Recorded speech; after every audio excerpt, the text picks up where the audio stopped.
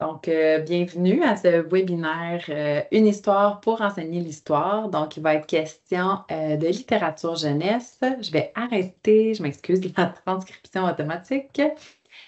Aujourd'hui, donc, c'est ça, on va vous expliquer comment on peut utiliser la littérature jeunesse en cours d'histoire et de géographie et en univers social aussi au primaire. Là, je ne sais pas si notre autre participante qui ne s'est pas présentée, si elle est au primaire ou au secondaire. Mais je pense quand même intéressant là, de voir c'est quoi l'approche qui est utilisée au primaire.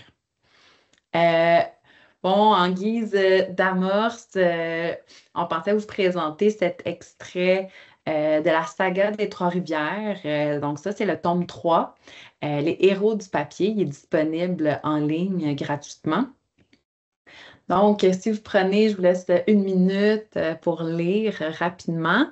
Puis, en intention de lecture, dites-vous comment est-ce que vous utiliseriez cet extrait en classe? Donc, quelques idées. Comment on pourrait utiliser, dans le fond, cet extrait-là?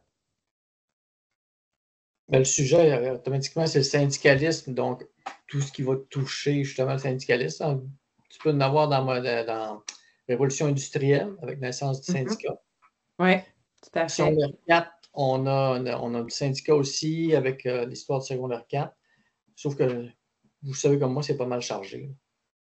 Fait que peut-être qu'en secondaire 4, on pourrait l'utiliser, mais juste justement un peu comme une amorce parce qu'on n'a pas tant le temps. Exact. Puis si les élèves, s'il y en a que ça, je sais pas, ça les intéresse, mais on peut leur dire que c'est disponible, puis on pourrait relayer la ressource. Tu as bien raison.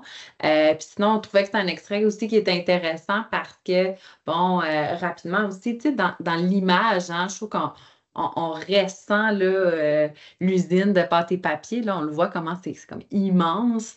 Donc, puis ça peut être autant utilisé, dans le fond, au primaire qu'au secondaire parce que les thèmes là, sont assez transversales par rapport là, à l'industrialisation et, comme tu le disais, là, à la syndicalisation. Tout à fait.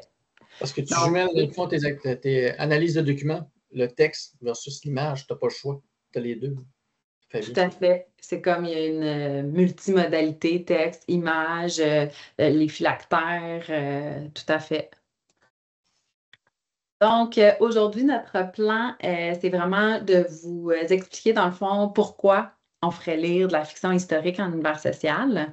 Et, bon, on va vous présenter quelques outils, Constellation, Biblius et Télé-Québec en classe. Et après ça, on va aller vraiment concrètement en vous présentant là, des situations d'apprentissage au primaire et également au secondaire. Puis finalement, on finira avec une petite période de questions. Puis si vous avez des idées, si vous avez des questions plus précises, n'hésitez surtout pas là, à les poser pendant la présentation. Donc, quand on a réfléchi, on sentait qu'il y avait un engouement pour la littérature jeunesse, puis de l'utiliser en univers social. Donc, on est retourné aux sources. Donc, on a lu, entre autres, là, certains textes de Virginie Martel et Jean-François Boutin. C'est vraiment là, des didacticiens importants qui ont beaucoup réfléchi à cette thématique-là. Puis, il y a aussi Vincent Boutonnet qui s'est beaucoup intéressé à la fiction historique. Fait que si jamais ça vous intéresse d'avoir un peu plus de fondement théorique, on a mis à chaque fois nos sources, donc vous pourriez toujours aller plus loin avec ces ressources-là. Sinon, on a résumé ça là, à, bon, la littérature jeunesse va rendre accessible certains événements historiques qui sont complexes, souvent à travers le fait qu'on va suivre un personnage, on va suivre son récit, on va suivre son histoire. Ça va être peut-être un petit peu romancé. Donc, c'est ça qui va un peu nous lier, nous attacher, qui va nous faire continuer, dans le fond, de vouloir lire l'histoire.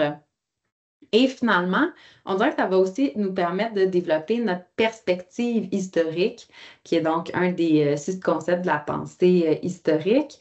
Ça nous permet, dans le fond, d'un peu mieux comprendre des fois le point de vue d'un groupe social. Si, par exemple, une histoire est racontée du point de vue d'un enfant, ben là, ça nous permet d'avoir cette perspective-là. Si l'histoire, au contraire, est plutôt vue par un groupe minoritaire, une personne issue d'un groupe minoritaire, ben des fois, ça nous permet comme de prendre un autre angle de certains faits historiques. Ce qui est intéressant aussi, c'est que ça va vraiment susciter le questionnement chez les élèves. C'est quelque chose, entre autres, au premier cycle, au secondaire, c'était même une compétence, là, la compétence 1, ça l'est toujours. Donc, d'essayer de faire en sorte que les élèves se posent des questions. On a réalisé que souvent, lors de la lecture d'œuvres de fiction, les élèves, veulent pas, vont par eux-mêmes se poser des questions, souvent liées. Est-ce que c'est vrai? Est-ce que c'est faux? Donc, est-ce que ça se situe plus dans la fiction ou est-ce que ça se situe plus dans les faits historiques? Puis c'est ce que nous, on trouve que c'est vraiment un terreau fertile, puis un terreau super intéressant.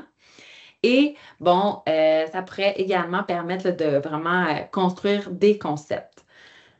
Puis finalement, notre trame, notre fil conducteur, c'est vraiment d'essayer de remettre au premier plan le livre, donc essayer de favoriser le plaisir de la lecture, puis que si des fois, on a juste le temps de faire lire un extrait, si c'est correct, on pourra, après ça, peut-être que certains vont être intéressés à aller plus loin.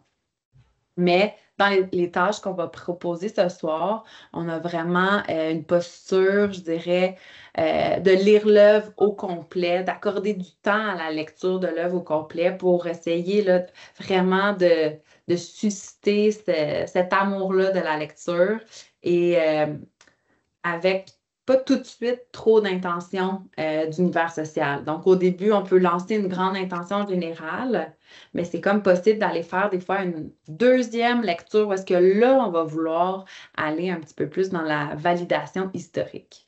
Donc, entre autres, Vincent Boutonnet, ce qu'il nous rapporte, c'est que ce que les élèves ont de la difficulté à faire, c'est vraiment d'être capable de discerner avec précision ce qui relève de la fiction de ce qui relève de la réalité historique.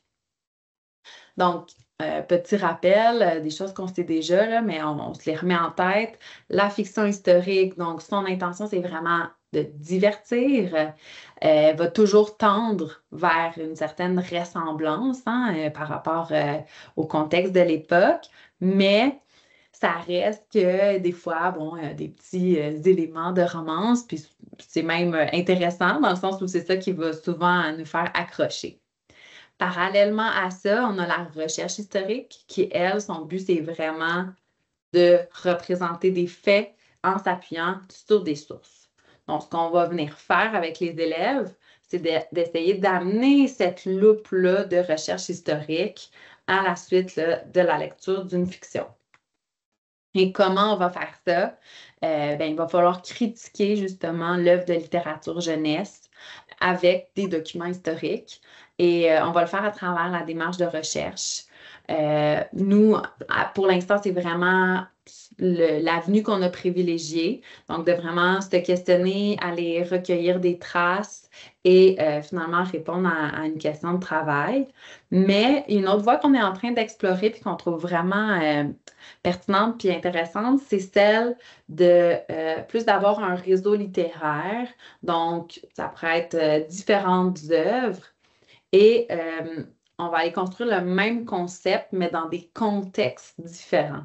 Donc, pour voir comment le même concept, là, je peux lancer n'importe quoi, là, mais mettons l'immigration, est-ce que si je lis quelque chose juste sur le déménagement, après ça, je lis quelque chose sur vraiment le parcours d'un migrant, puis après ça, je parle plus d'une migration à une autre époque, là, est-ce que ça vient comme ça construire finalement mon concept d'immigration? Voilà. Est-ce que vous avez des questions là, sur cette section-là, peut-être comme un peu plus les bases là, du pourquoi et du comment? Très clair. OK, parfait. On continue. Merci, Stéphanie. J'aime ça, la rétroaction.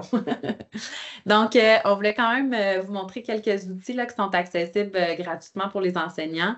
Donc, Constellation, ça a été fait dans le fond par les programmes au ministère. C'est un site qui va répertorier comme plusieurs œuvres. Ils vont déjà les avoir classées là, sous différents filtres. Donc, c'est possible de faire des recherches. Puis, ils vont vous mettre quelques pistes, quelques suggestions là, de pistes pédagogiques. Donc, ça, c'est Constellation. Ensuite, il y a Biblius. Biblius, donc encore, là, il faut se connecter avec son courriel de centre de service scolaire. C'est comme une bibliothèque numérique, donc on peut emprunter des livres. Il y en a qui sont en version illimitée, donc il n'y a aucun problème. On peut louer le nombre de copies qu'on veut. Et d'autres qui sont en version limitée, donc des fois, je ne sais pas moi, 35 exemplaires. Ben là, à ce moment-là, il faut peut-être s'assurer là, de les réserver, par exemple, pour sa classe ou quoi que ce soit pour être sûr, dans le fond, d'avoir sa copie. Donc, c'est comme un autre répertoire, des fois, pour avoir accès à d'autres œuvres de façon numérique. Et finalement, il existe aussi Télé-Québec en classe. Souvent, on connaît Télé-Québec en classe pour toutes les vidéos qui sont présentes sur le site web, mais ils ont aussi fait des trousses de littérature qui sont, ma foi, vraiment intéressantes. Donc, je vous montre rapidement. Ça, c'est La petite fille qui devint la Bolduc, donc la légende de Marie de Travers. Pour l'instant, on a fait une station d'apprentissage pour le primaire avec cet album-là. Donc, si je fais play, là, je suis connectée là, à mon compte de centre de service scolaire. Et vous allez voir, c'est possible dans le fond de l'afficher au TNI et donc de faire la lecture interactive avec nos élèves.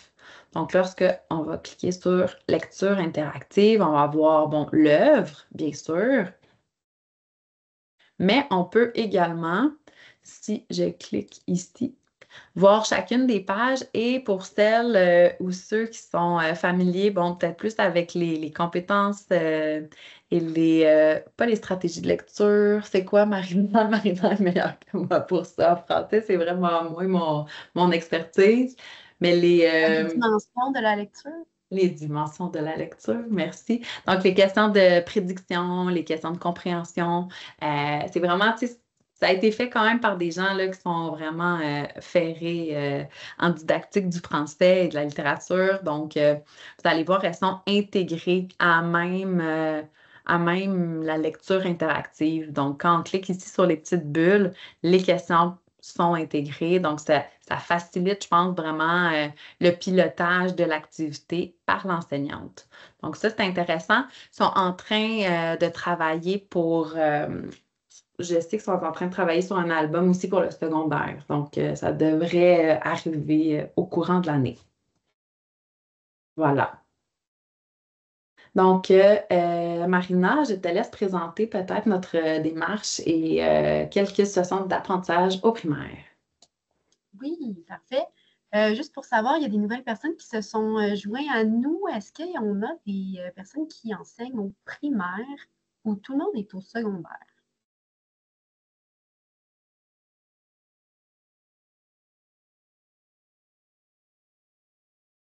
Donc, j'en conclus que tout le monde est au secondaire.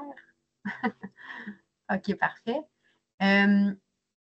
Donc, je vais quand même vous présenter les activités parce qu'il y a des concepts qui vont être quand même transférables avec le secondaire et vous allez pouvoir voir aussi l'idée derrière notre démarche de recherche. Alors, en fait, ça, c'est des activités qu'on a pour le primaire. La première, les Euro-Wendat et le troc, c'est intéressant pour définir une société. Alors, pour toutes nos activités, on se pose une question de recherche qui va aller orienter la recherche d'informations et la production finale. Donc ici, on se demande comment vivent les Hurons-Wendat vers 1500. Et là, au départ, on commence toujours par faire une première lecture de l'album pour s'imprégner de l'histoire, comme disait Maud tantôt. Et dans un deuxième temps, on fait des activités pour aller situer le contexte, donc se situer dans le temps, dans l'espace. Et dans ce cas-ci, ben, ça va être de remplir un tableau, donc un tableau à trous. Ben, je vais y revenir tantôt un petit peu plus en détail, en fait, pour celui-là, mais on va pouvoir aller caractériser la société. Pour la petite fille qui devint la Bolduc, là, on passe par l'histoire d'un personnage. Donc, c'est la biographie de la Bolduc, donc dans les années 1920-1930. Et là, l'idée, c'est de partir de la vie d'une personne et de nous dire ben, qu'est-ce que sa vie nous dit sur la société de l'époque. Alors, qu'est-ce qui est généralisable? Donc, par rapport à ça, et dans cette activité-là, on voit par exemple que la Bolduc, elle habite en Gaspésie en campagne et elle va quitter la campagne pour aller à Montréal en ville. Alors, c'est l'occasion de parler d'urbanisation et d'exode rural, par exemple. Et là, la question qu'on se pose, c'est quelles sont les différences entre la ville et la campagne au Québec vers 1905? Pour notre activité, la saga des Trois-Rivières, d'ailleurs, c'est très intéressant parce que c'est la ville de Trois-Rivières qui a financé et publié 3 livres, en fait, une série de livres historiques sur la ville de Trois-Rivières. Et nous, notre activité se concentre sur le 3e tome, donc les héros du papier.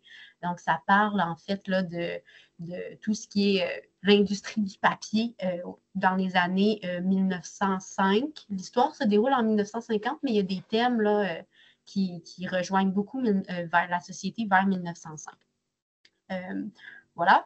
Donc, on peut voir les concepts d'industrialisation, de territoire, de syndicalisation. D'ailleurs, l'exemple au départ, c'était à partir de cet album-là, de cette bande dessinée-là. Elle est accessible en ligne sur le site de Culture Trois-Rivières. Tout le monde y a accès. Voilà. Donc, c'est des œuvres super intéressantes. Et on se demande, en fait, notre question de recherche, c'est comment le Québec est devenu le plus grand producteur international de papier au début du 20e siècle. Donc, peut-être qu'il y a des liens à faire aussi avec le secondaire, si ça vous tente de traiter de cette œuvre-là ou de certains extraits. Ensuite, on a Jules et Jim, frères d'armes. En fait, c'est l'histoire de 2 soldats canadiens qui s'en vont combattre en Europe durant la Première Guerre mondiale, durant la guerre des tranchées. Les illustrations sont très intéressantes parce qu'on voit que l'illustrateur, c'est vraiment basé sur des documents historiques, sur des iconographies, des photographies d'époque pour illustrer son album. Donc, on en profite pour, avec les élèves, là, renforcer la pertinence de se référer à des documents historiques. Puis de dire, ben, regardez, l'illustrateur a fait ça pour s'assurer de faire une œuvre qui est vraisemblable. Et aussi, on va aller se questionner, on va demander aux élèves, est-ce que cette illustration-là, elle est vraisemblable selon toi? Bon, sans connaissance antérieure, c'est difficile à dire. Donc, les élèves, ça les motive à aller chercher dans les documents pour dire, ah oui, c'est pareil, c'est représenté de la même façon ou non, il y a des différences. Donc, la question qu'on se pose, c'est l'album Jules et Jim, frères d'armes, est-il historiquement vraisemblable? Donc, si vous avez des œuvres, par exemple, que vous dites, ah, ça serait le fun de l'utiliser en classe, mais il y a plusieurs aspects, là, c'est pas vraisemblable, ça s'est pas passé comme ça, mais ça n'empêche pas de l'utiliser. Au contraire, ça peut amener, on peut travailler l'esprit critique là, avec les élèves par rapport à ça, et ça peut motiver à aller chercher des documents pour voir qu'est-ce qui fait partie de la fiction, puis qu'est-ce qui fait partie des faits historiques. Et finalement, dernier, L'envers de la chanson. Ça, c'est un album, en fait, une belle richesse de l'album, c'est qu'il y a des images d'archives colorisées à l'intérieur et ça traite du travail des enfants durant le 20e siècle. Alors, comment le travail des enfants il a évolué, dans quel secteur ils travaillaient, quelles étaient leurs conditions de travail. Donc, on voit le travail des enfants, par exemple, dans des mines, dans des industries, à la ferme aussi, dans le domaine de l'agriculture. Donc, très intéressant, c'est basé c'est carrément des documents à l'intérieur. À la fin aussi, il y a une liste d'informations. Donc, on peut travailler la société québécoise vers 1905, mais aussi entre 1905 et 1980, parce qu'à la fin, le dossier documentaire traite davantage du Québec vers 1980. Donc, ça, c'est une brève présentation de l'ensemble des ressources. Puis, je vais aller vous montrer un exemple d'un cahier de l'élève, voir comment ça se traduit, cette démarche-là. Donc, on va aller voir les Hurons, Wendat et le troc.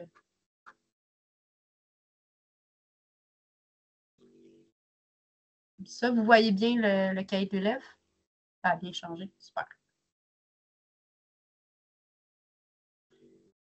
Alors, première page, on présente notre question de recherche. Avec les élèves aussi, on présente la démarche en 3 étapes. Donc, la première étape, ça va être de s'interroger. Donc, ça, On a autant les interrogations quand les élèves font la première lecture de l'œuvre, ils vont avoir des questions personnelles qui vont émerger. Il y a aussi la question de recherche là, qui est proposée dans chaque activité et les activités par rapport au contexte, donc se situer dans le temps, dans l'espace, avant d'aller rechercher davantage. Ensuite, on passe dans rechercher et organiser. Dans toutes les tâches, ça va être le même principe. On va premièrement aller chercher des informations dans l'œuvre et ensuite, on va aller en chercher dans les documents historiques, donc dans le dossier documentaire. Parfois, l'œuvre, elle est très vraisemblable, très réaliste, où il y a des documents directement dedans, comme dans l'envers de la chanson.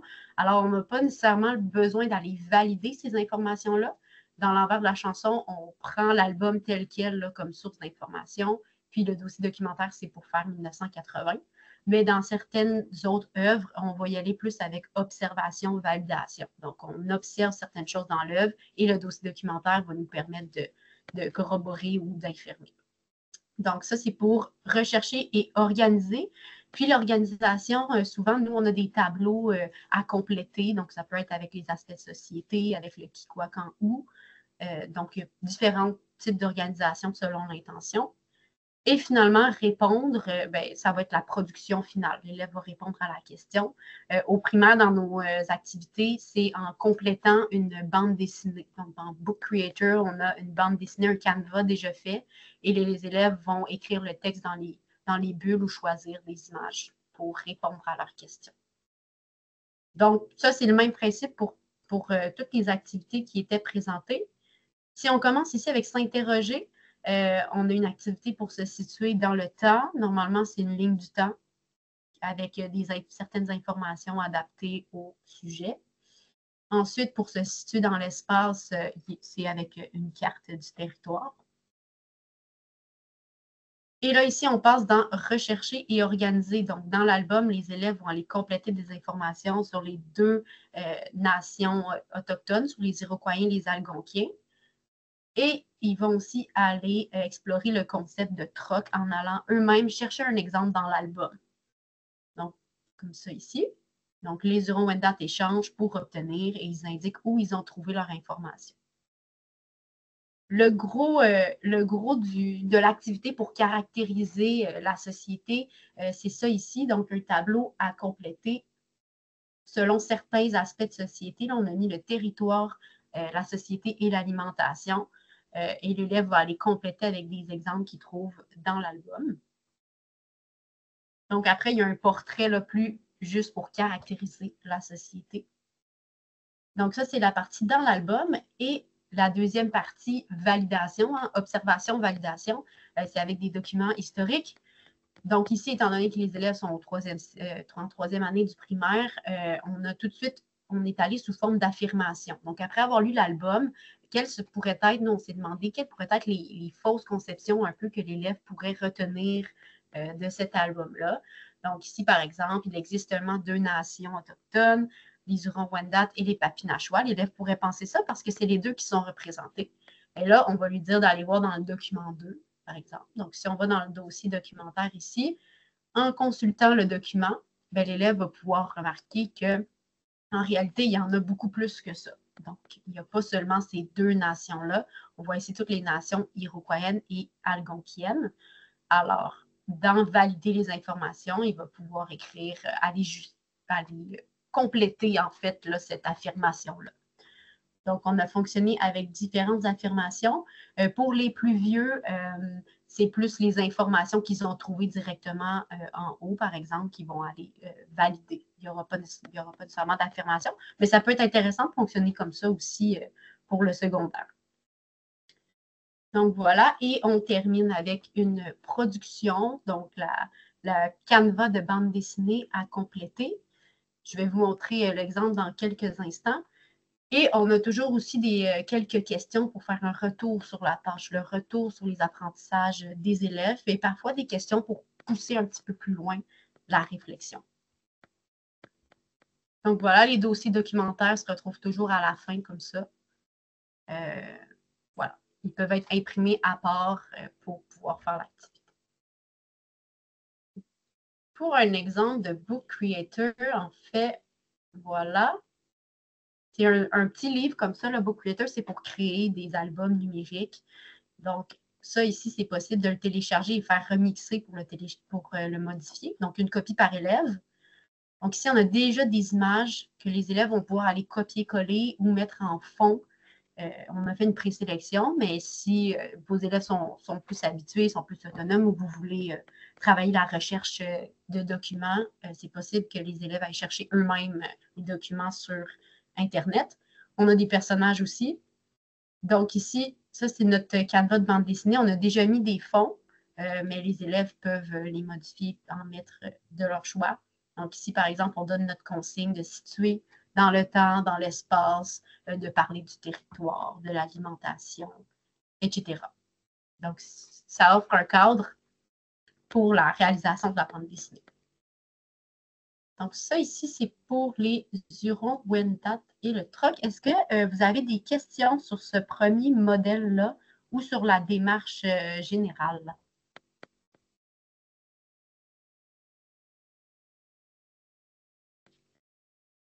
Oui, le lien de la présentation, super, Maud, j'ai vu que tu t'y mettais. Parfait. Puis sinon, deuxième activité que je vais vous présenter, c'est une activité qui peut se vivre à la fin du primaire, donc 5e année du primaire ou 6e année du primaire, l'envers de la chanson.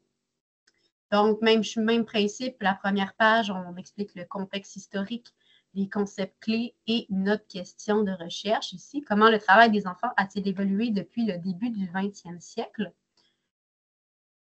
On présente la démarche aussi et à chaque étape, on se situe avec ce petit icône. Encore une fois, on se situe dans le temps avec une ligne du temps et aussi quelques dates pertinentes pour le sujet. Voilà. Donc, la réglementation, par exemple, sur l'âge minimal de travail ou la scolarisation obligatoire. Ensuite, on se situe dans l'espace avec une carte du territoire. Dans l'album, on faisait référence à différents lieux partout au Canada, au Québec, aux États-Unis. Alors, on ramène ces lieux-là et les élèves doivent aller se repérer. Notre deuxième étape, après s'interroger, on a recherché et organisé. Donc, ça revient toujours ces étapes-là. Et là, on va chercher des informations dans l'album pour aller donner des exemples de travail, d'un travail qui est domestique versus travail rémunéré. Et ici, on a un tableau à compléter qui va permettre aux élèves de mieux comprendre les secteurs de travail des enfants vers 1905. Donc, on a l'agriculture, les pêches, les mines et les usines. Et là, c'est encore une fois, il y a un chercher-trouve dans l'album pour trouver, OK, ben, quel genre de tâches les élèves, les enfants faisaient, quelles étaient leurs conditions de travail. Donc, ça fait un beau tableau résumé qui fait le portrait vers 1905. Et on avait vu aussi qu'il y avait de la compétence 2, donc entre 1905 et 1980. Donc, pour faire ça, 1905, on se base sur l'album. Puis pour 1980, on n'en parlait pas dans l'album, donc on vient compléter avec le dossier documentaire. Donc, les élèves vont aller consulter le dossier documentaire pour compléter les informations du tableau, la colonne de droite. Donc, ça pour l'économie. Ça, c'est le côté social et politique. Donc, de voir, par exemple, que vers 1980, l'intervention de l'État, elle est beaucoup plus forte que vers 1905. Donc, les élèves font vraiment ça en s'aidant des documents. Et finalement, on a aussi une petite partie compétence 3 au primaire. Donc, comment ça se passe? C'est quoi les règles, la réglementation par rapport au travail des enfants aujourd'hui et aussi ailleurs dans le monde? Pour faire le ailleurs dans le monde, c'est par l'écoute d'une vidéo, en fait. Donc, c'est juste cette page-ci pour faire aujourd'hui et ailleurs dans le monde. Si on a des personnes au primaire qui souhaitent travailler davantage la compétence 3, on a aussi une activité complémentaire qui est vraiment juste axée sur le travail des enfants dans le monde. Donc, sachez que c'est disponible également. Et pour la production, même chose, on a un canevas de bande dessinée à compléter sur Book Creator. On fait un retour sur la démarche et petite discussion également à la fin. Donc là, vous avez vu deux exemples plus concrets dans des tâches là, de démarche de recherche. Et avant de terminer, s'il y en a qui sont au primaire et qui ne se sont pas manifestés, je le mentionne tout de même, l'activité Jules et Jim va se vivre en interclasse, donc avec École en réseau. Donc, les inscriptions sont ouvertes jusqu'au 14 octobre. Donc, Maud et moi, on va animer cette activité. Voilà. Donc, vous pouvez vous inscrire. Vous pouvez inscrire votre classe. Et voilà. Il y a déjà plusieurs classes inscrites. Mais là, tu dis même pas le punch, Marina, vas-y. Ah oui, OK. Ah oui. Et aussi, on a eu la confirmation que l'auteur, illustrateur Jacques Goldstein va pouvoir être présent. Donc, va vraiment venir durant l'activité pour expliquer son processus de création des illustrations et tout ça. Donc, on est très, très contente.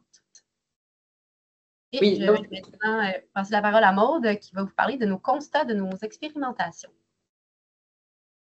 oui, c'est Jacques Gauthier, un invité de marque qui sera probablement là, donc auteur et illustrateur. Puis comme entre autres, là, je suis en train en même temps de partager mon écran, comme on trouvait ça intéressant, son double rôle, donc tu sais, d'auteur et d'illustrateur, c'est surtout que sa démarche est tellement intéressante de s'appuyer comme ça sur des documents historiques pour faire son album. Là, j'ai vraiment hâte de l'entendre là, témoigner sur sa démarche. Donc, si ça vous intéresse, n'hésitez pas à vous inscrire. On voulait quand même peut-être juste vous dire que, tu sais, il y a certaines des tâches que Marina a présentées qui ont été expérimentées en classe et on a relevé quelques constats. Tu sais, pour l'instant, on a vraiment vécu ça en lecture interactive. On a vu une valeur ajoutée à cette interaction-là entre l'enseignante qui faisait la lecture et les élèves là, qui réagissaient soit spontanément ou liés vraiment aux questions, là, comme je vous montrais tantôt, là, soit des questions de prédiction ou des questions des fois de compréhension. Donc, ça, c'était vraiment intéressant. On se demande si ça serait différent si les élèves avaient lu l'album de façon autonome. Donc, ça, on soulevait plus la question. Bon, j'ai déjà parlé du questionnement. Sinon, on a trouvé les élèves super créatifs. Donc, dans les productions, là, à la fin, c'était vraiment intéressant de voir leur scénario. Et je pense qu'on a aussi beaucoup favorisé le travail d'équipe parce que les échanges entre les élèves par rapport à l'œuvre et aussi par rapport là, au côté de la vraisemblance ou non de l'œuvre de littérature jeunesse, puis le fait de se questionner sur est-ce qu'on peut apprendre sur l'histoire en lisant, dans le fond, des œuvres de fiction historique. C'est ça qui nous a amené aussi, dans le fond, à... là, je glisse tranquillement vers le secondaire. Donc, c'est ça notre question vraiment globale là, pour la tâche qu'on va vous proposer au secondaire. Peut-être juste présenter avant que Mathieu embarque, là, c'est un peu comme une espèce de grille d'analyse qu'on a réfléchi pour essayer de voir quand on aborde un sujet sensible, quelques peut-être questions qu'on peut poser à nos élèves, même avant la lecture, ça peut être possible, ou après la lecture, juste pour un peu là, les conscientiser ou les sensibiliser au fait, dans le fond, que ben, pourquoi, dans le fond, il y a la pertinence historique. Donc, pourquoi l'événement, bien sûr, va caractériser l'époque? Souvent, on va être un peu collé à notre programme, mais pourquoi, finalement, cette question-là est encore pertinente aujourd'hui? Fait que sans rien essayer de te brûler, Mathieu, mais par exemple, quand il est question des droits et libertés, bien, toute la question de la ségrégation raciale, des fois pour les élèves, ce sont des adolescents, vivent beaucoup d'émotions, le concept de justice et d'injustice, je pense que c'est des concepts qui, eux, là, ça les touche fortement. Donc, d'essayer de voir aussi qu'on a nos valeurs contemporaines, mais il faut comprendre que les acteurs du passé, eux, vivaient dans un autre contexte. Donc, ça, je pense que c'est intéressant d'amener ça là, pour vraiment amener le concept de perspective historique ou empathie historique, là, les deux peuvent être synonymes. Et finalement, on a mis la question, est-ce qu'il faut rester neutre devant les abus du passé? Et donc, ça, on peut laisser cette question-là en suspens, mais qu'est-ce qu'on fait? Donc, maintenant qu'on est au courant, par exemple, que la ségrégation raciale a eu lieu à certains moments, bien, qu'en est-il aujourd'hui de ça? Est-ce que les droits sont encore bafoués ou pas? Donc, ça a l'air peut-être des questions qui sont générales, mais je pense qu'elles sont intéressantes et elles peuvent être un peu un genre de canevas ou de trame de fond pour plusieurs thèmes et plusieurs œuvres. Donc, Mathieu, est-ce que tu préfères que je partage ou tu préfères partager? Tu peux garder le partage, là, c'est pas un problème. Ouais. Donc, comme Maud l'a si bien dit, en fait, en deuxième secondaire, on considère quand même que la réalité sociale, la reconnaissance des libertés et droits civils se prête très, très bien à l'utilisation de la littérature jeunesse en salle de classe d'histoire. Pour certaines raisons peut-être un peu plus évidentes, dans le sens où ce sont des mouvements sociaux qui sont fortement documentés, qui témoignent de certains vécus, donc d'une certaine mémoire d'acteurs qui ont vécu ces mouvements de lutte et qui ont été aussi réutilisés dans le cadre d'œuvres fictionnelles, en roman graphique, en bande dessinée et aussi en album. Donc, cette réalité sociale, après une recherche quand même de Maud, de Marina et de moi-même, on a fait un peu on est allé voir en ligne, on a regardé ce qui était disponible pour aborder les réalités sociales au premier cycle du secondaire et c'est le constat qui en est ressorti. C'est une réalité sociale qui s'y prête bien.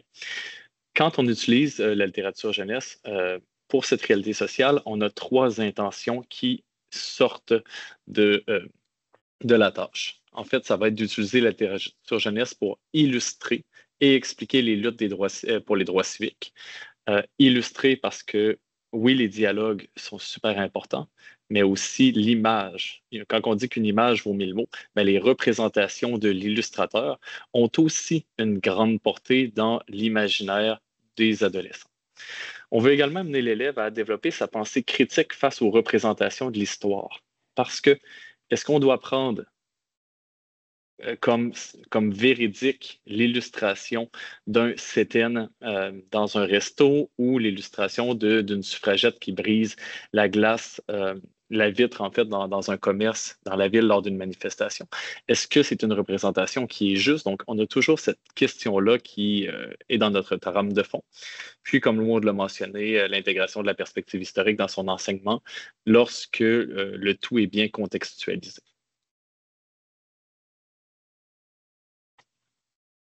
Donc, je dirais merci beaucoup.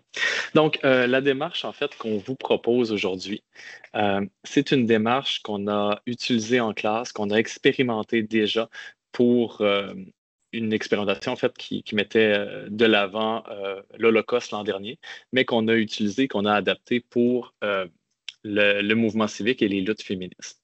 Donc, le tout part de la question de recherche qui a été mentionnée précédemment. Est-ce que la littérature peut nous aider à comprendre le passé? Donc, c'est vraiment ce qui va orienter l'élève tout au long de son travail.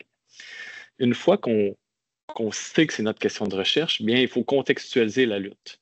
C'est-à-dire qu'on doit présenter en classe, bon, c'est quoi le mouvement féministe, c'est quoi les principaux événements, il faut le situer dans le temps et dans l'espace, et le cahier de l'élève, comme je vous le présenterai tout à l'heure, permet de faire ceci.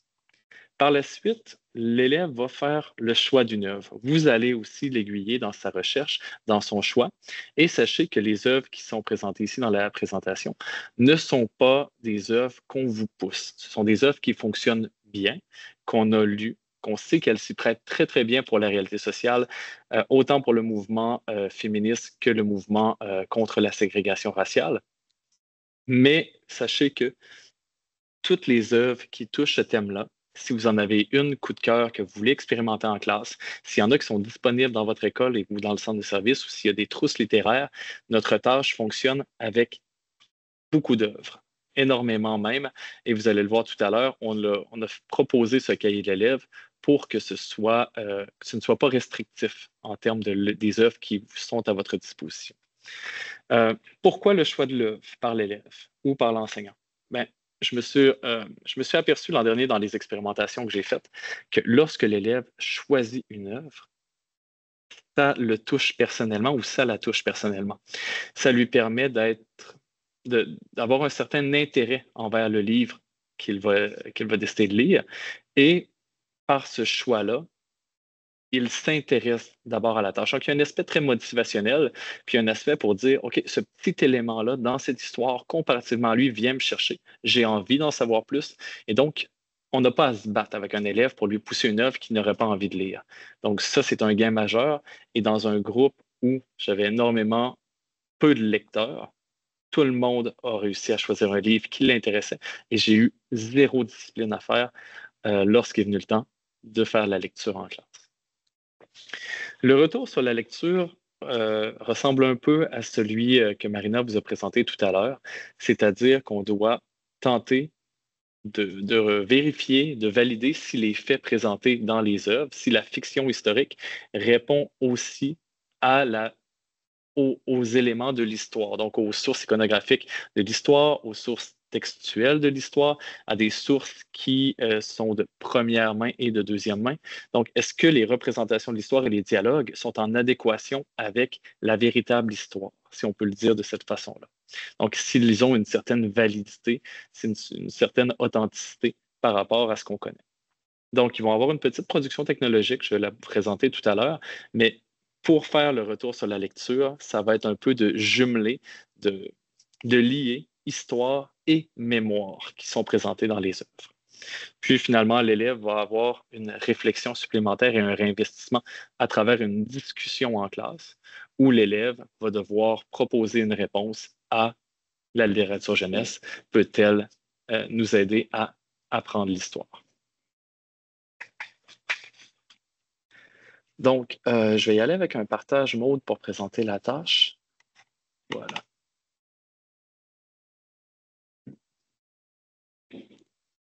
Voilà. Donc, est-ce que vous voyez bien le document? Oui, parfait. Donc, le cahier de l'élève qu'on vous propose, en fait, est orienté autour de la question de recherche que je vous ai mentionnée tout à l'heure, c'est-à-dire la littérature jeunesse permet-elle de comprendre le passé? On vous contextualise le tout, donc les luttes principalement du 20e siècle. Par la suite, l'élève doit proposer une hypothèse à la question de recherche qui est centrale. Donc, à l'aide de 2 documents, littérature jeunesse et les outils de l'historien, l'élève nous propose sa première réflexion avant d'avoir lu l'œuvre de fiction historique. Par la suite, l'élève contextualise, donc place différents éléments, différentes dates sur une ligne du temps pour travailler sa technique en histoire, mais aussi pour voir à quel moment va se passer l'action présente dans les œuvres de fiction historique. Va devoir placer sur une carte du monde les mouvements de lutte. Donc, est-ce que ça se passe en Occident principalement? Est-ce que ça se passe en Amérique du Nord, en Europe de l'Ouest, etc.?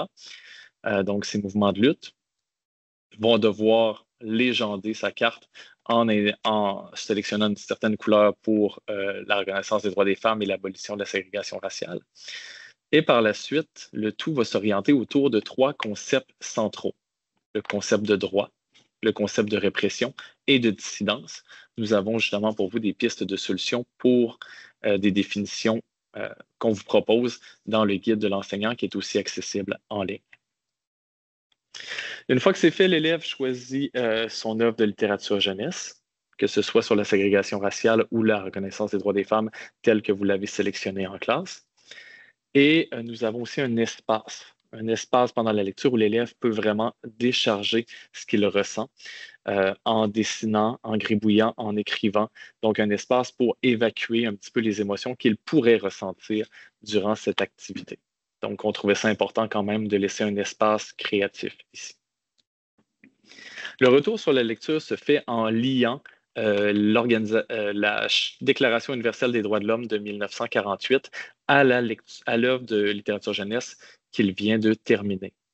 Donc, les droits ont été bafoués au cours du 20e siècle. L'élève doit aller cocher un peu les lois qui, dans l'histoire, n'ont pas été protégés pour ces groupes-là, que ce soit pour les Afro-Américains notamment ou pour les femmes. Donc, d'abord, on réinvestit beaucoup cette idée-là des droits humains à travers la tâche. Quels sont les droits humains de 48 qui ne sont pas respectés? Finalement, production numérique, qui peut être numérique ou non. On vous propose un modèle avec la plateforme Miro. Donc, ce modèle va ressembler à ceci. Donc, nous avons un mouvement de lutte, qui est le mouvement de lutte pour l'abolition de la ségrégation raciale ou des luttes féministes. Nos trois concepts centraux, droit, répression et dissidence. Et le travail de l'élève sera de choisir l'un de ces concepts et de trouver un exemple dans la bande dessinée qui l'illustre bien.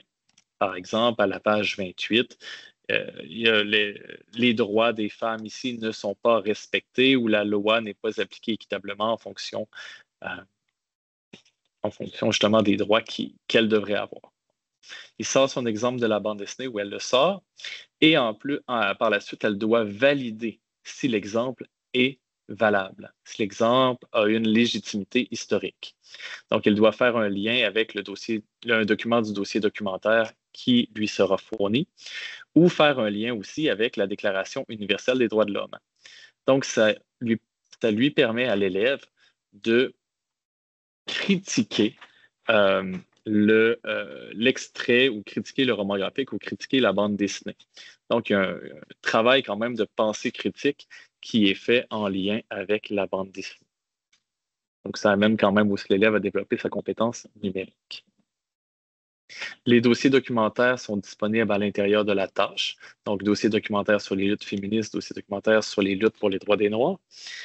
Et le tout se fait sur la plateforme Miro où on peut se connecter avec une adresse de centre de service, notamment ou d'établissement scolaire. Retour sur l'hypothèse et la réflexion par la suite. Pour que ce soit plus visible à vos yeux, nous pourrions aller juste ici, là. Donc, un extrait du concept de dissidence. Dans le livre, le roman graphique noir, La vie méconnue de Claudette Colvin, il y a dans cette page une illustration de Rosa Parks qui, par exemple, décide de ne pas céder sa place dans le bus. Donc, nous avons un exemple de dissidence, donc du concept de dissidence qui est présenté dans l'œuvre. Donc, elle refuse de céder sa place. Et par la suite, on peut le lier au document 8 de notre dossier documentaire, qui permet justement de voir que l'illustrateur a décidé de présenter ce fait-là de cette façon. Et l'élève va avoir justement à valider si la représentation elle est valide sur le plan historique ou non. Donc, de donner une certaine reconnaissance ou une certaine validité à cette représentation-là. On peut également faire un lien avec la Déclaration universelle des droits de l'homme, où chacun peut se prévaloir des droits et libertés sans distinction aucune, notamment de race, de couleur, de sexe, de langue, de religion et d'opinion politique, par exemple. On a également fait un autre exemple vis-à-vis de la dissidence.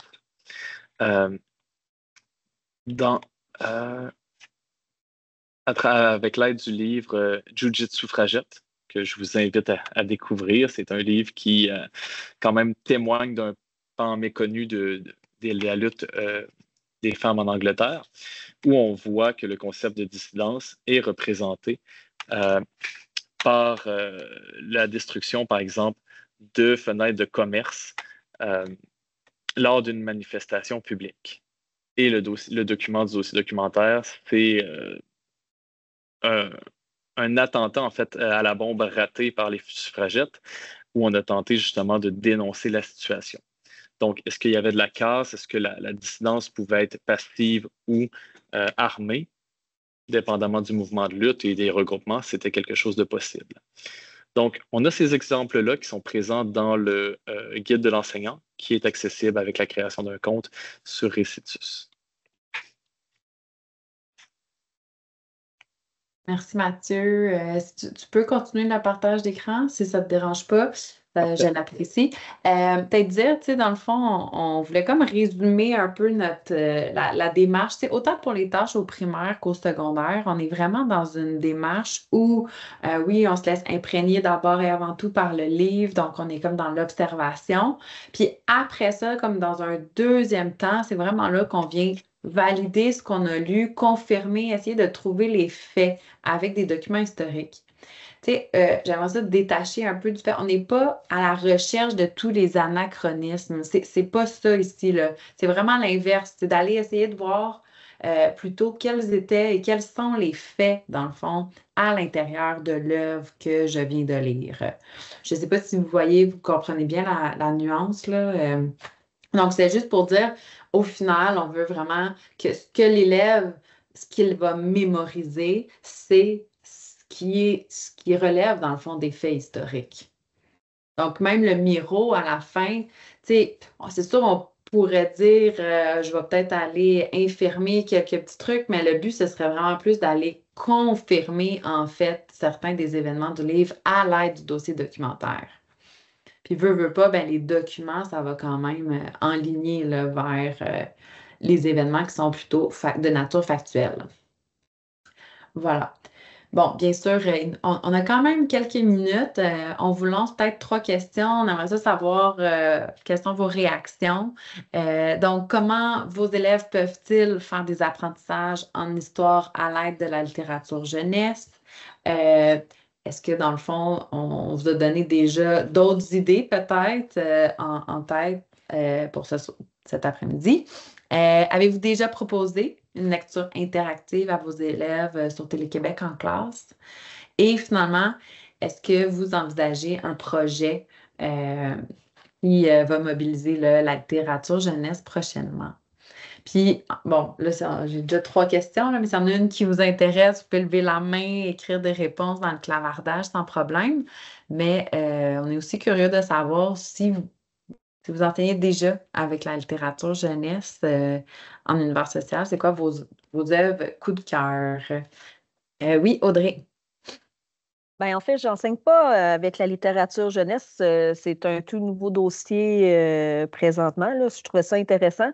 Surtout que présentement, dans ma classe, mon but, c'est vraiment d'intégrer de plus en plus de livres et de bandes dessinées. Donc, je commence à en acheter plusieurs là, pour justement montrer aux élèves que oui, on apprend avec le cadre scolaire, mais qu'il est aussi possible d'apprendre avec autre chose que juste le cadre scolaire.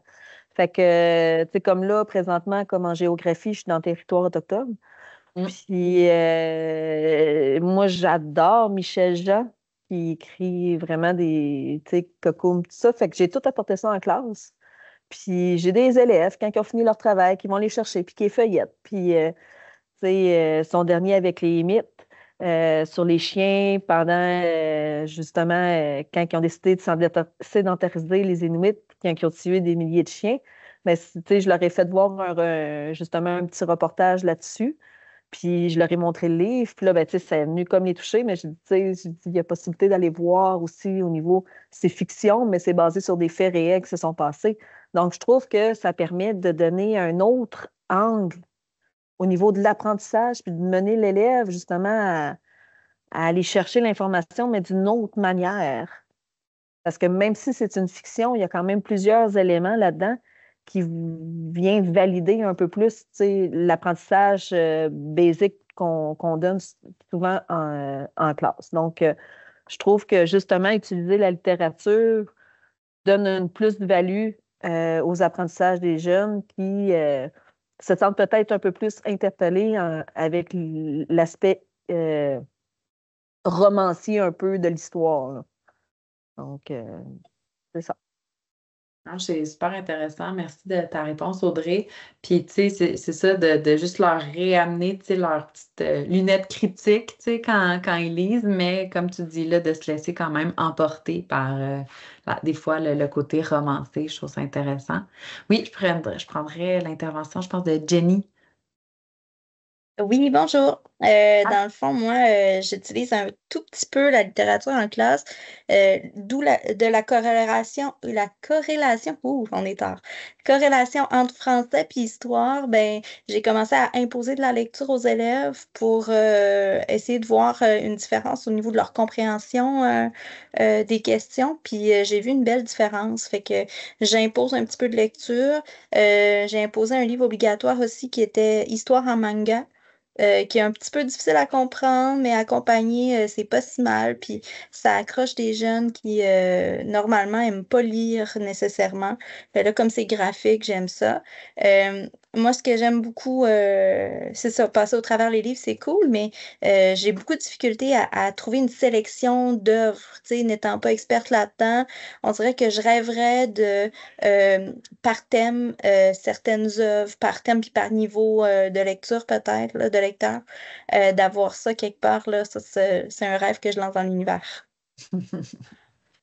C'est sûr, c'est une idée qui revient souvent. Nous, c'est sûr que pour l'instant, on dirige les gens plus vers Constellation. Sinon, qui offre des pistes, là, dans le fond, comme je disais, là, qui offre comme il y a quand même une classification. Mais là, c'est ça. Là, on essaie de voir là, comment on le propose. On s'est dit que pour l'instant, on allait quand même nommer 3 œuvres, par exemple, pour la tâche au secondaire. Celles au primaire sont vraiment dirigées vers une seule œuvre, mais des fois, on aimait beaucoup l'idée là, comme Mathieu l'a bien proposé, là, mais qu'il y a plusieurs œuvres qui peuvent être analysées avec le même canevas, là. Avec la compétence numérique, parce que ça nous tient quand même à cœur de la faire connaître et de vous dire un peu, nous, notre vision. Donc, dans les tâches qu'on vous a présentées ce soir, on se situe surtout là, dans culture informationnelle. Donc, aller justement soit avec déjà un dossier documentaire ou avec d'autres informations qu'ils pourraient, par exemple, trouver sur Internet, aller valider ce qu'on vient de lire dans notre œuvre là, de littérature jeunesse. Donc, toute cette question de posture réflexive qu'on trouve intéressante. Et l'autre dimension là, qui est touchée, dans le fond, c'est la question de la production de contenu, étant donné que, entre autres, là, dans les tâches au primaire, on demande à l'élève d'aller créer sa propre bande dessinée ou la suite de l'histoire là, sous la forme numérique d'un récit. Donc, voilà. Donc, c'est ça. On va rester. N'hésitez pas à nous poser des questions, nous suggérer des livres. Merci Mylène. Merci Émilie.